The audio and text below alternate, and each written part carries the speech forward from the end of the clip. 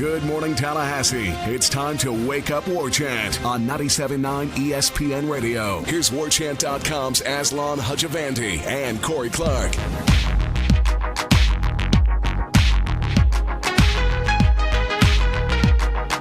What's up? Friday edition of Wake Up War Chant, 97.9 ESPN Radio. You already know the names, Aslan and Corey. We're here. We're here for you. Let's get right to it, shall we? Corey, how are you? I'm good, buddy. I am good. How jealous are you that you're not going to be at the kickoff luncheon and Ira and myself will be? Jealous probably isn't the word I'd use. More like, there's not a good word to use there that would be flattering. But you guys have fun. What should I expect? I've never been to one of these. You'll expect Gene Deckerhoff introduces all the players, so you'll get to hear him talk a long time. You might get to hear from the new interim AD. In fact, I think, I would assume you would, or Thrasher, one of the two, and then I would assume Willie will talk probably for 8 to 10 minutes. Okay. And food, chicken and whatnot. Good. Speaking of if you don't think that's unethical to eat at an event you cover for free.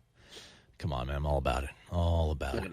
Me too. So the aforementioned interim athletics director, David Coburn, chief of staff for John Thrasher, we actually got to meet with him yesterday. The local media. Nothing on video, but we got some audio of him. You can hear it on warchant.com. Ira did a really great write-up of everything you kind of need to know about him. Were you able to read any of that stuff, Corey? I was, yeah. Okay. I sure was. I read everything Ira writes. Are you crazy? I'm just checking. Yeah, sometimes you get a little pert, a little mouth ears, always talking bad about 5-star. Just want to make sure you pay homage. No, I read his stuff. Sometimes it's passable. Yeah. I like it. I think it's a pretty good stopgap. I mean, I don't know how viable he is for maybe a full-time athletics director, but, I mean, for a guy that's got 3 degrees, all of them from Florida State, including a Juris Doctorate and 34 years in the Florida legislature. I mean, this isn't a Thrasher guy either. I mean, this was Eric Barron hired him, and Thrasher kept him around. So, and he's had a lot of, it seems like, experience working in the athletic department. So this seems like a really good sort of something, luckily, that fell into the lap of John Thrasher, having a guy like that on staff already. Yeah, for sure. And, I think the biggest thing that I took away from what he talked about was that it's probably going to be months. Yeah. This isn't, as Thrasher said in the story Ira wrote a couple days ago, and then what he told you guys yesterday, what Coburn told you guys yesterday, like it's hard to find a guy right now. I mean, football is just getting started. School's just getting started. Most people aren't thinking about moving on right now to either, even at a place like Florida State. So it'll probably be a few months before they get the viable candidates that they want to come in here and interview and figure out if that's who they're interested in and offer jobs to. So he's going to be in this capacity for more than just a couple of days. So, and it's a really interesting time because you do have the football-only facility that they're going to groundbreak for. At least start the campaign for it, and also you got to hire a new baseball coach, and you've got a football coach in his first year. So it's an odd time for an interim AD. But yeah, you're right. I do think he checked some of those boxes that you need. That he has worked with the boosters before. He's worked with Thrasher obviously quite extensively. So it's not a guy or a woman that you're bringing off the street to do this. Certainly not off the street, but somebody that doesn't have a lot of relationships. This person has a lot of relationships with a lot of key people.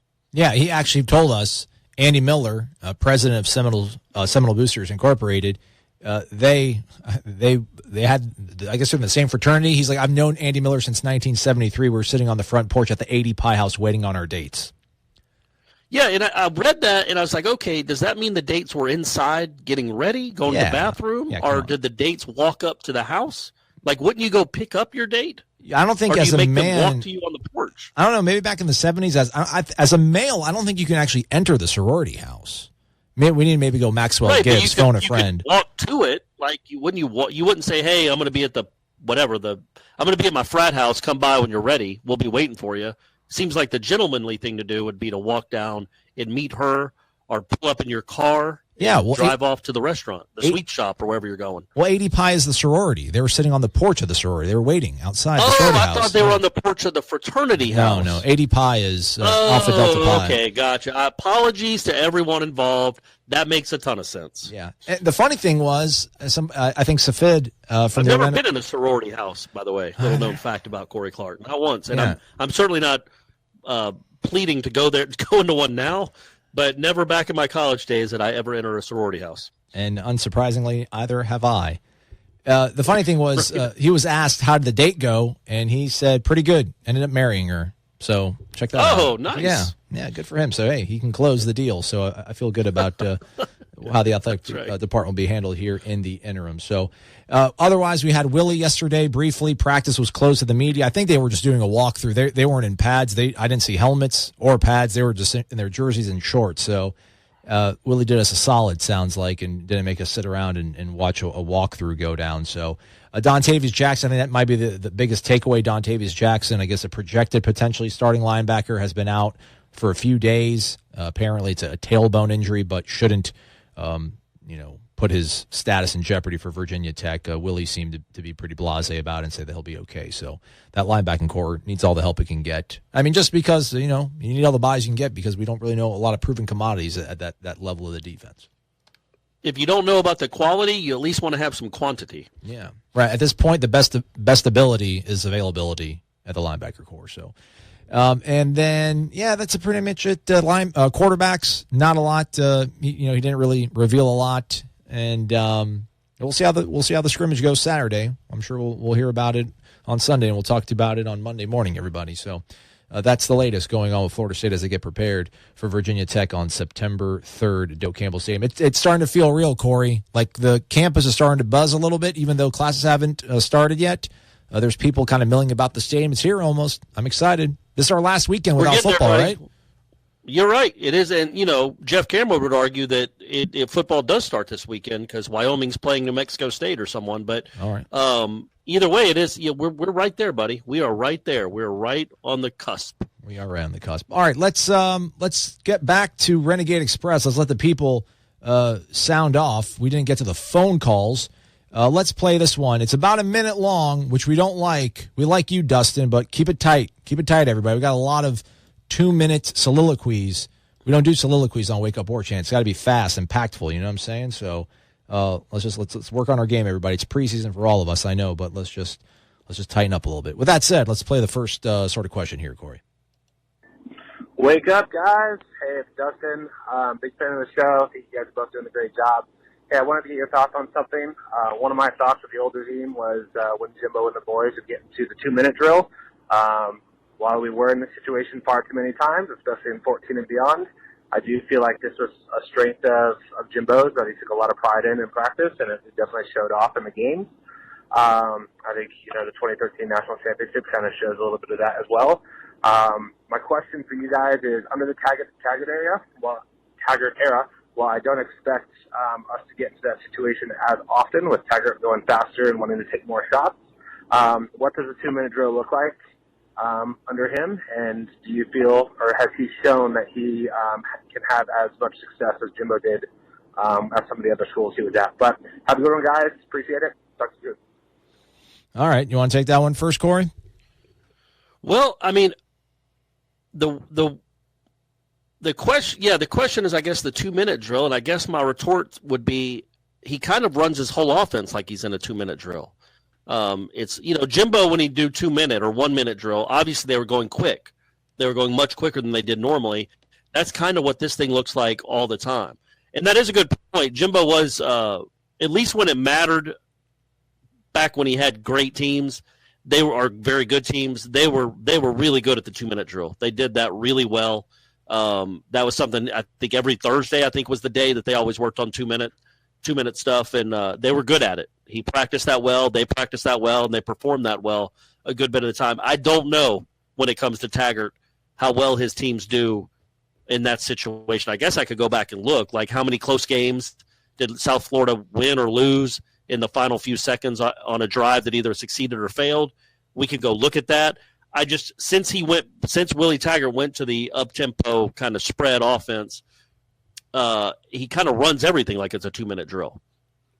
My favorite part is he just kind of squeezed in the second question about can he have as much success as Jimbo did at some of the other schools he was at, just sliding in like, is he going to be able to win a national championship? I kind of was thinking about this earlier in the day, and it's not this isn't anything new, but something to be said about, obviously, Willie rebuilding these programs that he's been at and made them into respectable teams. But there's got to be something about taking a good program and making them great, and then taking a down program and making them good.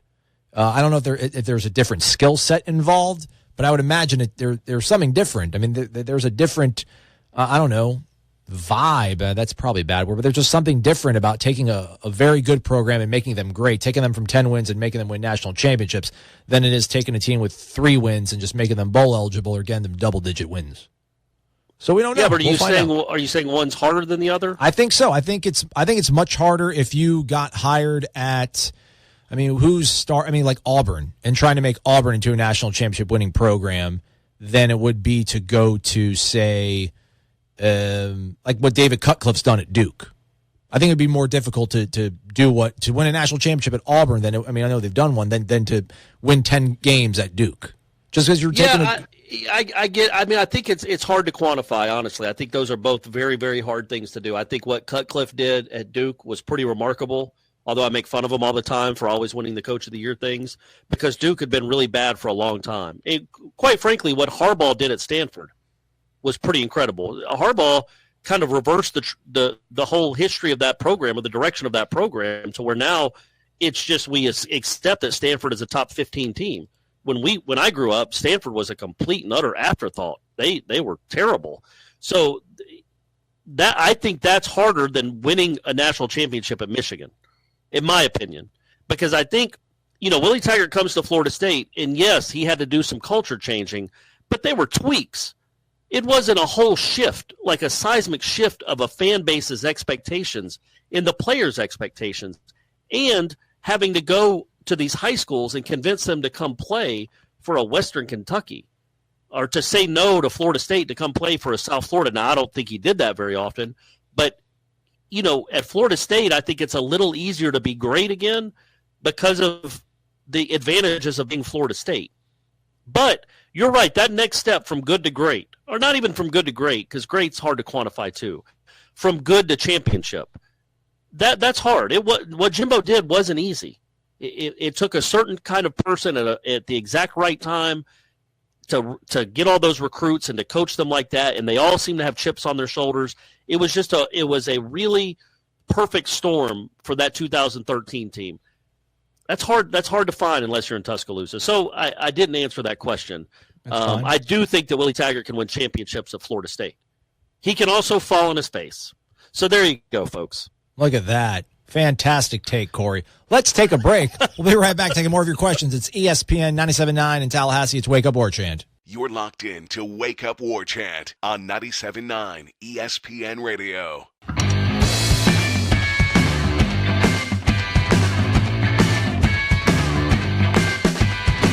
Wake up! Friday edition, 97.9 ESPN Radio. It's Wake Up War Chant. I'm Aslan Hajavandi, Director of Digital Media for WarChant.com. Corey Clark, the better half of the program, our senior writer and columnist, joining us remotely from the Peach State. Corey, still doing all right? I'm still doing good, buddy. I'm still doing well. Checking. Speaking of Georgia, this next one comes from Kevin in Fayette County, Georgia. It is approximately 2 minutes and 57 seconds. So I'm just going to kind of parse it down and give you the cliff notes on this. He's a big-time Bailey Hockman fan and pretty much wants to kind of know why. Did Kevin legitimately leave a 2 minute and 57-second message? 2 minutes, 57 That's how long it was? seconds. Yes. Kevin, come on, my man. We love you. Yeah. I love everyone. I make that abundantly clear each week. But we can't have that's like a tenth of the show. Yeah. We can't have 3 minute. We just can't have 3 minute messages. Anyway, sorry. So you're parsing it down. I didn't want him to think that we were being rude by not playing his message. Right. But that's just way too long. Yeah. Basically, so what did he have to say? Just basically, why don't we grasp the fact that Bailey Hockman grew up a coach's son, played in a spread offense, playing high level, Georgia high school football, and it translates pretty well to what Willie wants to do. And what he did in the spring game, no one seems to really be giving him serious consideration for being the starting quarterback. So we shouldn't count him out. And I guess kind of why do we count him out? Well, that is a fair question. And I bring it up anytime I kind of talk about not anytime, but sometimes I talk about the quarterbacks, is they always mention 3 of them. They don't act like Willie Taggart has never presented it as a two-person race ever. He's always mentioned Bailey Hockman. He's always had good things to say about Hockman, and Hockman was pretty impressive in the spring game. We did also watch, and again, it's probably not even fair. I shouldn't bring it up, but I'm going to. We did watch those two practices to start fall camp, and he was the third best, in my opinion. There wasn't much separation, but he wasn't as good as the other two. But again, no shoulder pads, two practices, and that was 2 weeks ago. So he might have taken huge steps, and he might be leading the charge. Again, it would be stunning to me, just because, not because I don't think Bailey Hockman can play, just because I paid attention, or I've been such a big fan of college football for so long. I can't ever remember a scenario where two quarterbacks who had both started for a extended periods of time were beaten out by a kid that had never played a down. I don't remember that ever happening. Like Jameis Winston beat out Clint Trickett and Jacob Coker. Well, Coker had never played, and Trickett had played 3 games and not all that well in one or two of them. So you know what I'm saying? Like, I think that's why it would be so stunning to me. It's not to impugn Bailey Hockman's ability. I think he's going to end up starting here one day in his career. But I just would be really surprised if he started over these two guys without any game experience at all. Yeah, I mean, I really don't have a lot to add. That really is exactly kind of the same, plane that I'm coming from. I think also, to the point of that, the two guys in front of him have played pretty much, full seasons, was the fact that he was injured last year, which is kind of why James got the nod ahead of him and was struggling with the foot injury. So I think, the limited reps that he did get last year in that redshirt freshman year of his, it's even that much more sort of a curve that he's kind of behind. But ultimately, on a long enough timeline, man, you can catch up to people. So we'll give the kid time. No one's writing him off. And I don't want that to be mistaken, that just Bailey Hockman is J.J. Cosentino and has no chance of ever playing at Florida State. That's not the case. I think he will end up starting one day at Florida State. He is a good player, and Jimbo really liked him up until he got hurt last year, and then obviously he couldn't play. He was banged up, so he missed a lot of preseason and then obviously on to the season. So there was really nobody but James Blackman. But if he hadn't have gotten hurt, I don't know who we would have picked to start after DeAndre got injured against Alabama. So Bailey Hockman has a chance. I just think experience, it's hard to quantify, again, experience and what that matters to Willie Taggart, what that means to Willie Taggart, but I do think it means something. Yeah. Did you see this? This has nothing to do with Florida State. I'm sorry, everybody. Minnesota named a true freshman walk-on as their starting quarterback. I don't remember that. I mean, did Baker Mayfield start as a true freshman at Texas Tech? Because I know he was a walk-on there. Yeah. But I don't know that he won the job in August. It's crazy. He's a walk-on true freshman quarterback who joined the Gophers in January after enrolling early from IMG Academy. How do you go to IMG Academy and walk on? But he's believed to be the second walk-on true freshman quarterback to start an opener. Mayfield did that for Tech back in 2013, Texas Tech. Oh, he did. Okay, all right. Okay, so that did happen. Yeah, and I don't know I don't know what's the deal with Minnesota or Texas Tech for that matter back then, if they had injuries or whatever. But that's really, that's a remarkable thing to do. That's pretty cool. All right, here, let's go. Good for him. You know what? Good for him. He's the next Rudy. It's another question. It's a minute long, but we're going to cut it off about halfway. But let's go ahead and play it. Hats, man. Coralicious. All right, first off, we all know he just called both of us. Okay. All right, let's just proceed. Hey, this is Jay in West Palm Beach. Hey, thanks for all the great content you guys have on your show. You guys do an awesome job. I listen to you every day. Thanks, man. It's just terrific. I don't want to get off topic from, fall camp, but you guys had mentioned in the past how good Clemson's defensive line will be this year. And I was like, okay, sure, how good can they be? I know they were good last year, but, not really giving it much credence. But I was reading this article about the top 50 college football players for 2018. And 4 defensive linemen from Clemson make the top 24 on that list, which is absolutely crazy. And so I just want to bring that topic up. All right. That's the first half of his message was really good, really strong stuff. Just telling us how good we are. But I really do appreciate that. I don't want to. I'm not taking that for granted. I do appreciate all our listeners. You guys know how much I love you. Yes, Clemson's defensive line is really good. Their starting 4 defensive linemen were all preseason first team All ACC. How good can they be, though? I mean, that's a question. How are they the Purple People Eaters? Is this the 2001 Ravens, 85 Bears? I mean, that. Look at you, man. You bringing up the 70 Minnesota Vikings? I like it, buddy. Yeah, trying. I mean, you don't even know that Osceola hops off Renegade to plant the spear for the Florida game, and yet you know the Purple People Eaters. I know, it's crazy how surprising times. Crazy how the mind works. I mean, yeah, no, they're really good. They're all really good. I mean, I think at least a couple of them are going to be first round picks. They're all going to be drafted in the first few rounds. I mean, they're going to be a pain to try to block. But when you have that kind of talent, like he mentions, 4 guys in the top 24 or 3 guys in the top 24, that just sounds like you can't do anything against them. How are you going to run on them? How are you going to pass on them? It almost feels like 2014 Florida State, where you're like, they got everybody back. This offense is going to be sick. And then it just wasn't.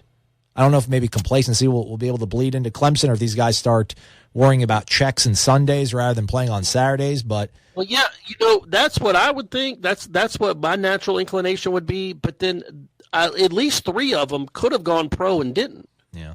So then it would be really kind of, that wouldn't make any sense to care that much, to play hesitantly or take plays off or trying to think about that paycheck when you could have gotten one.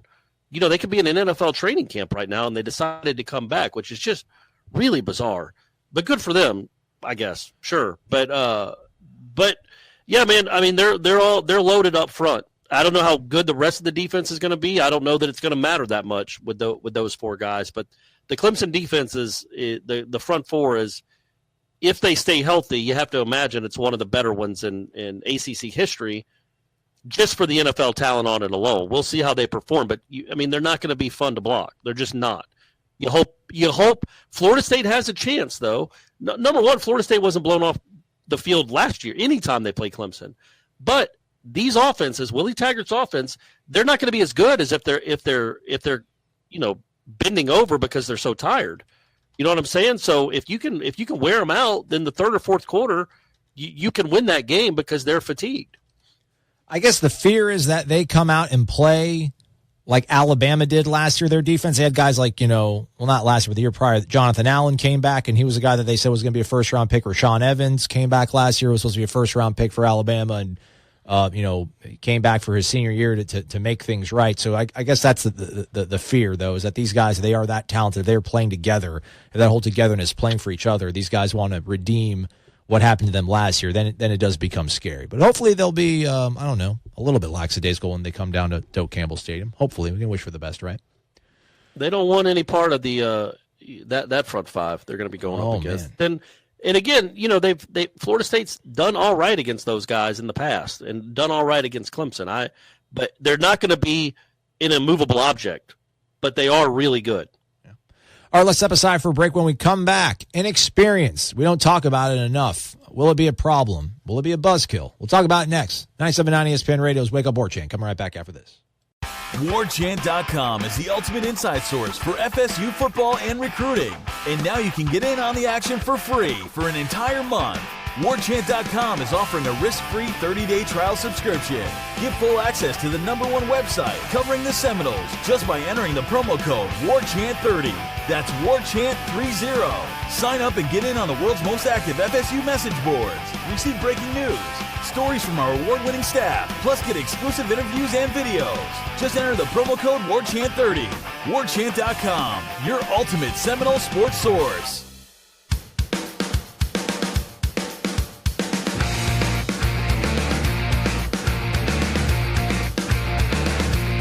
All right, we're back at it. He's Corey. I'm Aslan. 97.9 ESPN Radio's Wake Up War Chant. It's Renegade Express going to the phone lines, 850-792-5730. Leave a message. We'll get to it next week, game week. That sounded cool, game week. With that said, let's get back to the phone calls. Hey, guys. Hank from Apartment R in Orlando. Aslan, you're doing a great job. I was just listening to the show on Friday the 17th. Corey made a point about how none of the receivers have any touchdowns. And I've really been getting excited about this season until I heard that. And then I started thinking, what a perfect excuse is they're young. They're inexperienced. So what are the odds that we got all stoked up and go out and these guys just flop.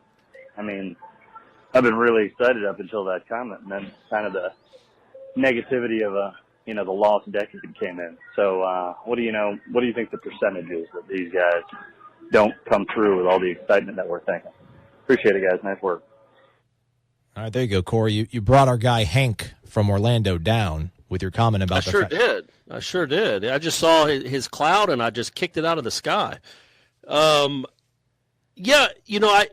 It's the same thing with the defensive ends. I mean, I wrote about them this week, too, that other than Brian Burns, the only defensive end on the roster that has a sack is Janarius Robinson, and that's one against Louisiana Monroe. None of them have been contributed. Kendo had those 4 against Delaware State, but I guess we don't count those? Sorry. Yes, against an FBS opponent. And even that one was Louisiana Monroe. But, yeah, all of Kendo's sacks came against Delaware State. I just have a hard time counting that as anything that matters. There is the potential obviously is there, but none of them have produced in big games other than Brian Burns. And on the wide receiver scale, other than Nooney Murray, none of those guys have really made game-changing plays other than Gavin's kick return. And he had a couple big plays in last year, but not enough. So they're largely unproven. But that doesn't mean they're not great. Like, imagine going into the 96 season, and I'm not comparing any of these guys to these two, but before he got kicked out, thinking, man, I don't know about these receivers. We don't have a lot of guys that have done a whole lot. I know Randy Moss and Peter Warwick are supposed to be good, but they haven't really done you know what I'm saying? Like, let them get on the field, see what they look like, see how they perform, and then we'll decide if they're flops or not. There's certainly a possibility, but man, I think it's a pretty talented group. I really do. I think Gavin is a guy that can play in the league. I think Nooney is. I don't know if he can. I think Nooney's a good player, man. I think Nooney is a good college football receiver. You know what I think about Terry. DJ Matthews is a guy that they like, that I think can be a difference maker, and they really like the Helton kid. I think there will be some. Let me put it this way: there's a long-winded answer to not really answer a question. There will be some growing pains this year, especially in the first half of this year. But that's to be expected. So if you go in with that mindset that, okay, this is a talented group, but it's really young, it's not going to be Benjamin Shaw and Rashad Green. It's not going to look like that right away. But the second half of the season, man, I think you'll start seeing these young guys really kind of come into their own and make big-time plays because they'll have that confidence. And when that happens, it's going to allow your mind to really wonder about, man, how good can this group be in a year or two when they're more proven, when they're more experienced. Because the talent's there. We've seen it. I'm going to be irrationally optimistic here. I just find it hard to believe that of all those guys you just named, that there's not going to be 3 reliable guys out there. Because I feel like they're going to run like a 3-by-1 set mainly. Like they'll have McKitty out there. They'll go 3, that 3 receivers, 1 tight end, 1 back. I mean, they got enough. They got tall guys. They got fast tall guys. Like I said, they got small guys. It seems like any sort of route you want to run, they probably have a guy who can run it so well, or any sort of matchup you want to roll out. If you're defense, I mean, they've got guys that can probably, counter it. So, and I think we have a lot of sort of fog of war from last year, just Jimbo's sort of tenure where, like, yeah, if you're a freshman, you're not going to get on the field because you need to know so many different things about how you're going to break off your route if they do this, and you have to communicate with the quarterback in this sort of manner. But with Willie, just they're going to line up. They might have one thing to think about, and then they're going to go. And you just feel like ultimately at the end of the day, with the talent that, Jimbo stockpiled and the guys that, Willie has added, I mean, they're going to be better athletically than most of the secondaries they're going to face. And if they're not, I mean, they're going to have a pretty good running game to rely on some weeks. So I feel good about it. Yeah, and there's reason to be optimistic. There really is. Again, it's not going to be Shaw, Benjamin, and Green right away. But it's also going to be more than 3 guys. It might be 6 guys that are making contributions, 6 or 7 guys that make contributions this year. And as on your right, I think one of the big keys when it comes to wide receiver group is that they aren't asked to do too much now. So, like, say last year, if a receiver made a really bad mistake, well, that could end up in a pick 6 because he completely ran the wrong route and hung his quarterback out to dry, and his quarterback threw it to where he was supposed to be, but he was looking at something else or didn't know the play or read the safety wrong, and it's an interception. Well, now the offense is so much simpler that it's almost it allows them to have their talent take over and their natural athleticism take over more than it would have under Jimbo's watch. And again, not ripping Jimbo, man. Those 3 other receivers I mentioned put together one of the best offenses in the history of college football. When that thing was running well, it was unstoppable. So I'm not, but a lot of times it didn't run well. And a lot of times the newcomers at receiver had a hard time getting on the field because they didn't know what they were doing. That won't be the case with these guys. So it's a matter of just kind of gaining confidence from making plays, going up and getting the ball, not dropping open passes, as opposed to mental mistakes. Next question. Let's do it. Wake up! Sam from Arkansas. Just wanted to compliment you guys. Y'all are doing a great job. Questions. I got one main question, which is we're moving Woodby to possibly like a linebacker, like that star position, and then is Samuels going to safety instead of being a corner? And there might be one or two other ones that are kind of like this. Okay, Keyshawn Helton everybody's liking the way it's looking, but they've just started playing in pads. My question is that kind of a trend to the small side? And is that healthy? Is that okay? Or does that play out again when we play the bigger, stronger teams? Thanks. Bye. All right, Sam from Arkansas. That's a multi-layered question. Let's start with the first thing. Yeah, Jaden Woodby's playing linebacker. He's going to play the star position, so it sounds like he's more defensive back than maybe throwback Dick Butkus linebacker. And then, yeah, Stanford Samuels is going to be playing safety. He's going to be the Zeus, right? Is that the belief, right, Corey? He's going to be that Zeus position that Harlan Barnett has in his defense at the safety spot. Is that what they call it, the Zeus? Yeah, Zeus, because you got to bring the thunder. Great name. Yeah, I mean, you're the god of war, so you got to be fierce. That's where they want him to be, and they think he can make more of an impact in that role than just being a straight cornerback. Yeah, and I think with the linebackers, as much as we criticize or we have anxiety about them, it just feels like what I saw from Jaden Woodby in those limited practices that we saw, and what we saw from him in the spring. That's just a guy that he just moves well. He's got good size, and if they feel good about putting him at that linebacker spot and making him more of a sort of a DB, why not? I mean, we talked about his size. I mean, he's bigger than DeKalen Brooks. Why would you put him as a safety when you have multiple options back there already? It feels like get your best players on the field, and that's a way of doing it. And Woodby's going to be a guy that's going to make an instant impact, freshman season. So I'm cool that the Stanford Samuels thing also works out too, because Stanford Samuels is just a shade away from being a freakish cornerback. They're going to move him to safety instead, but he's still going to be able to cover so much field and be a matchup nightmare for other teams. And I think, we talk about size, and there's a podcast called Origins. The guy that you've talked about it. He's doing one on Nick Saban. He wrote all the books about SNL and James CAA Andrew Miller. Andrew Miller. So I was actually listening to one of those yesterday, and he was talking about how he was talking, I think, to Greg McElroy or Barrett Jones, one of the former players at Alabama. He goes, go look at what Nick Saban's defensive line looked like in 2009, and go look at what it looks like today. Across the board, there's like a difference of 30 pounds per player, because Nick Saban realized, because he's like, there's no fullback on the field anymore. Nobody gets in the power eye anymore. You need to be faster and lighter than you needed to be even 8 years ago or 9 years ago. You need to be, and I think that's just the way football is going now. You're going to see linebackers or guys that play the quote-unquote linebacker position that look like Jaden Woodby, because everybody's in 4 or 5 wide. You have to cover a lot of space, and you can't do that with a guy that's 255 pounds. That's just hard to do now. All right, very well. Hey, man, we got to take a commercial break. We're doing really good, though. We're almost done. We'll wrap it up on this Friday. He's Corey Maslon. It's Wake Up War Chant. I'll be right back after this on 97.9 ESPN Radio. You're locked in to Wake Up War Chant on 97.9 ESPN Radio. The more I smoke, the smaller the Philly gets. Room 112, where the players dwell. And stash more cash than Bert Fidel. Inhale, make it feel totally spaced. Didn't get to the second part of Sam from Arkansas's question. I'm Maslon. He's Corey. It's Wake Up War Chant, 97.9 ESPN Radio. He was asking about Keyshawn Helton standing out, but he's kind of small. Is that a trend? Is that going to be all right when we go up against the bigger, stronger teams? Yeah, I mean, I'm not. Again, they got so many. It's not just Keyshawn Helton's not the only guy out there. I don't think.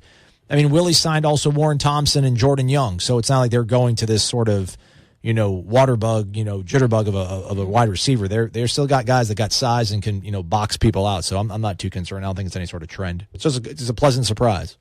Yeah, and then you need those guys too. Like Ryan Switzer wasn't a big dude. Florida State couldn't cover him with anyone on the team. Like, you know what I mean? Like there's more than one way to play a receiver. He's not going to be a guy you just lob it up to in the end zone, but he's a guy that can make plays for you. Yeah. All right, let's get back to the phone lines. Let's go ahead. Hi, my name is David, all the way up here in Marineland, Jacksonville, North Carolina. I'm a huge UNC fan. Sorry, guys. I just recently started listening to you guys' shows. I love Aslan. Not too sure about the other guy. Anyway, 30 seconds left, so here we go. My man. All right. I just had to pause that and take a good chuckle. You guys were kind of deucing on my man Ryan Switzer, who happens to play in the NFL now and went to UNC. And you've made a couple of other comments about UNC. Now, I like Florida State. Obviously, I follow you guys' recruiting podcast mainly because I like the way you guys talk. But what's up with the UNC hate, man? Just putting it out there, man. What's up with that? Are you all right, Corey? Do you have Dorito dust on your esophagus I'm again? Good, man. I got it out of my system now. It's funny that question came up right after I just mentioned Ryan Switzer. Look at that. And did we take shots at that guy? I thought that guy killed Florida State. Yeah. No. And he's an NFL player. He was good. He's not big. He's not, but he's fast and he's quick, and he certainly torched Florida State. Yeah, he's not catching 10 passes for 170 yards in the league though, like he was against Florida State. But it's neither here nor there. Were those his numbers? No, but I mean, it just felt like it, right? I mean, it felt like every big play was him. Yeah. It seemed like, except the last couple. But yeah, man, he was a really good football player. In North Carolina's, I really like watching them play basketball. So, Larry Fedora is interesting. Yeah, there's there's no UNC hate on the program, David. You're just having fun with Ryan Switzer. I think as we point out the fact that, Corey was going to talk about comparing him to another receiver, and I was like, oh, you mean Ryan Switzer? Because and there's Duke hate. Once we get to basketball season, you'll hear some Duke hate. So that might ingratiate us to you, because we that there's a lot of things to not like about that program. This is our friend from Duval County he was the one that left like a really long message and didn't want to be a featured caller. So I still don't know if he ever wants to be played over the air, but I'll just keep reading his questions. Basically, he was kind of telling us the athletic director stuff. We can't give Wilcox total credit for the way that he embraced all sports. It was building off of what Dave Hart laid down in terms of getting this program up the Directors' Cup standings with, being competitive across all sports. So that's is that accurate or fair? 100%. Okay. Nothing else to add on? Yeah, but it wasn't but it's also the Seminole Boosters. It's an edict from that's from the top down, that kind of philosophy that if it matters to your university or it doesn't. And I think Stan Wilcox embraced that, but yeah, he didn't create it. It was created before him. In fact, when Spetman was here, I think they finished like 4th or 5th in the Directors' Cup one year. So it certainly wasn't just Stan Wilcox. It was that kind of philosophy had been established before he got here. All right, here we go. It's the last question, Corey. It's 1 minute and 5 seconds. Come on, everybody! Everybody, come on. What is it? What's the gist of it? He looks like he's correcting me about a song lyric I misplaced, and then I see the word Andre, so I'm sure it means DeAndre, because it automatically transcribes, but it doesn't do all that accurate. Anyhow, it's the last question. We'll play it. But everybody, hey, come on, everybody. Like 45 seconds or less. You can do it. We know you can. You listen to the program. You're smart. You're intelligent. I'm telling you, but you keep playing them anyway. So they have no real reason to keep it less than a minute. Well, it's the preseason. Once we get into the season, we're going to have plenty to talk about. It's going to be a lot quicker. Yeah, step up your game, everybody. Folks. We're going to be going up tempo. Yeah. Hey, good morning, guys. Terrell calling from McKinney, Texas. It's been a while. First, I have a quick comment and then a question. Just going back, I guess about a week ago, Aslan, you were trying to quote the song. There was a line in the song with the Room 112 where the players dwell, and I think you actually may have assumed that was the wrong band. That was a quote directly from Biggie Smalls. Ouch. Just to update you, just in case. Thank you, my Tyrell. question is this.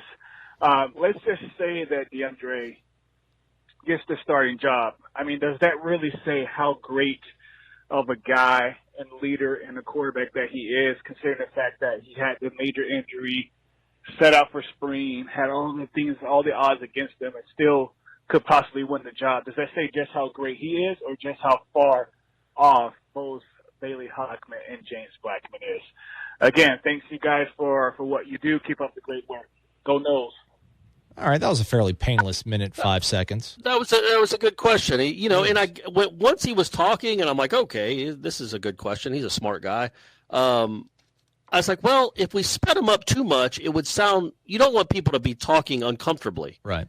Like if that's their natural pace of talking, then yeah, you don't want to speed them up to where they're like, nobody wants to hear that. So that you're right. That was a comfortable 1 minute 5 seconds. But not all 1 minute 5 second questions are created equally. No, sir. All right, so answer it. That's the first time I think we've dissected that question from that angle, and I like it. Basically, DeAndre wins the starting job. Does that say just how good DeAndre is, or is that just more of an indictment about the other guys being that far behind? And I mean, I guess I'd have to really say the latter. I mean, this is not me dogging DeAndre. It's just the fact that you got a guy that his freshman year was injured by and large, Bailey Hockman, and then the other guy was thrust into the middle of a hellacious season and got beat up mentally and physically and has to learn a new scheme too. So, yeah, I think if DeAndre wins it, it's a good thing. I mean, it obviously shows that he's capable of rehabbing from a fairly major injury and winning over his teammates, because that was something that Willie mentioned he had to work on. But, I mean, to me, it doesn't say that DeAndre is like a phenomenal quarterback. It just says more or less that the guys that he's beating out might not be the caliber of guys that you would maybe want to be taking every single snap for Florida State at this juncture in their career. Yeah, I think that question is kind of like a Rorschach test. Like it depends on your personality, what you see and how you view it. And if you're a glass half empty or a glass completely full type person, because I think I wouldn't be so quick to just go to the negative part of that. Like, wow, the other two must not be able to play. I think it might be, okay, this guy is really good. And again, DeAndre Francois had some really good moments as a freshman. He was a really good, for a freshman quarterback, he was very good. He was certainly better than the two guys that had played before him in the year before. And those guys had a lot of experience. I think because he was at the same school in the same sort of era as maybe the best, well, not maybe, the best Florida State quarterback of all time, who was unbelievable as a redshirt freshman, he was kind of judged against that bar a little bit.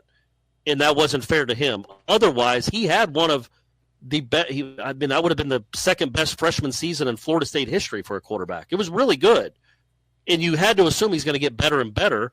And you wouldn't think normally that a guy that has started 1 year as a freshman that's his ceiling. But that was a good start. You know what I mean? So I just think, man, embrace it. If he wins the job, be like, okay, man, maybe this guy really is pretty darn good. Like maybe in a year or two, he can be an all-American caliber football player. I don't know if that's true. I'm not saying that's true, but I would look at it more like that, because I think those other two guys can play. I don't think if DeAndre Francois beats them out, it's because the other two guys are J.J. Cosentino and Devontae Richardson. I don't think that. I think this guy, that would mean this guy can really play, and it should be applauded that he overcame what he overcame as far as injury-wise to take the job from a guy that started for a full year. All right, we disagree. I like your answer better than mine, but it's because you're smarter than I am. Well, it was longer. Corey, we're done for the week. It's the last weekend before major college football starts. What should we do? How should we kind of get our mind right and get ready for what's about to come? Well, I mean, obviously, maybe bunker down with your loved ones, especially if this is your last weekend without college football. Maybe take a quick trip, because your Saturdays are going to be, kind of busy from here on out. So take a quick trip. Maybe down to Apalachicola, maybe down to the Keys, somewhere else in Florida that has water, which I guess is the whole state. And just love everyone, love each other, really embrace each other too. Warm embraces, warm, long embraces. And I'm not getting creepy, but warm, long embraces with the people that you love, because it's that time of year, people. College football we're literally, the next time we talk, we'll be in game week. That should be enough to want you to embrace for hours on end, because we've made it. We've made it through the darkness, and we're here. We can see the light. We're in the light. We're basking in it. So love each other. Love yourselves. Keep saying nice things to Aslan. Jeff Cameron's coming at 3. Have a great weekend, everybody. the Sod Cemetery, Osceola and Renegade, and of course, the War Chant. These are great traditions known to all Seminole fans. If you are a card-carrying, garnet and gold-wearing Nole, don't you deserve a site that is truly dedicated to covering FSU sports? WarChant.com's staff has over 50 years of experience covering the Seminoles. WarChant.com is the only FSU outlet with a full-time recruiting analyst in Tallahassee. Plus, it's the only site with a full-time videographer and a daily podcast, 100% dedicated to FSU sports. Why act like Gators and settle for second best? WarChant.com, your ultimate Seminole sports source.